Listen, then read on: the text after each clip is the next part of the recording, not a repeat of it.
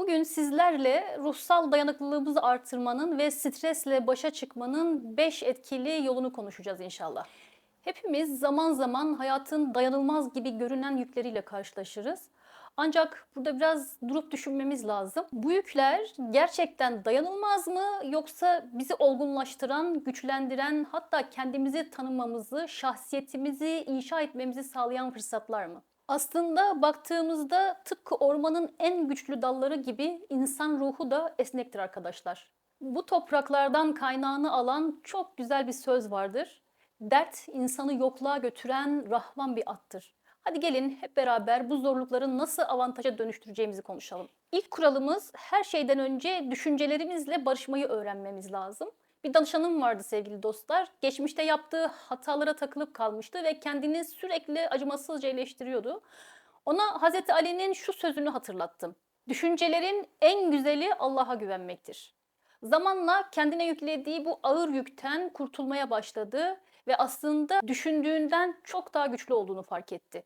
Düşüncelerimizi şekillendiren biziz arkadaşlar. Onları dostlarımız olarak gördüğümüzde ruhlarımızın hafiflemeye başladığını göreceğiz zaten.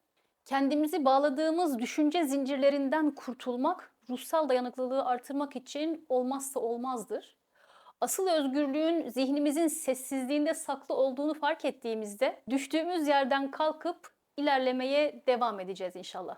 İkinci olarak küçük değişimleri hafife almamayı öğrenmemiz lazım arkadaşlar. Confucius şöyle der, binlerce kilometrelik bir yolculuk tek bir adımla başlar. Hepimizin hayatında illaki hedefler ve hayaller vardır ama çoğu zaman büyük adımlarla hedeflerimize koşmaya başlarız, öyle değil mi? Ve elbette kaçınılmaz olarak erken yoruluruz. Bu yorgunluk maalesef ki yeniden harekete geçmemizi engeller, ketler. Çünkü doğal olarak gözümüzü korkutur. Oysa Peygamberimiz amellerin en hayırlısı az da olsa devamlı olanıdır diye buyurmuştur. Bu bize küçük ama istikrarlı çabaların ne kadar kıymetli olduğunu hatırlatır. 3.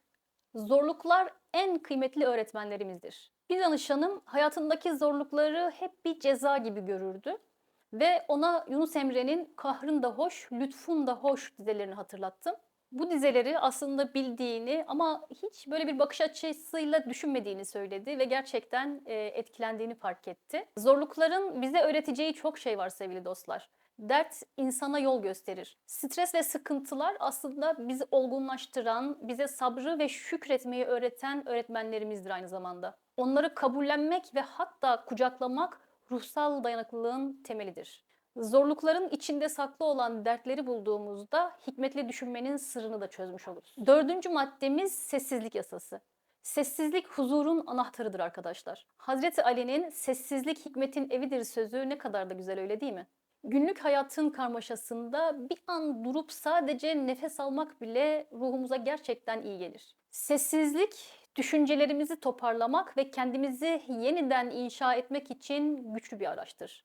Bazen bir namaz vakti ya da sabah ezanının sessizliğinde kendimizi bulabiliriz. O anlar, yaşayanlar çok iyi bilir ki insanın ruhunu yeniden dirilten anlardır. Beşinci ve son ilkemiz ilişkilerin ve şefkatin gücünü hafife almamak arkadaşlar.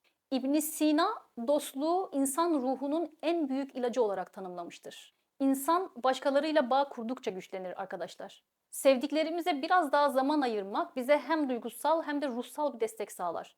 Unutmayın sevgili dostlar, ruhsal dayanıklılık ve stresle başa çıkmak bir yolculuktur. Bu yolculukta Allah'a güvenmek, sabır ve şükürle hareket etmek, sessizliği dinlemek ve sevdiklerimizle bağlarımızı güçlendirmek bizi daha huzurlu bir insana dönüştürür. Bu hafta daha güzel bir insana dönüşebilmemiz dileğiyle. Kendinize ve sevdiklerinize iyi bakın lütfen.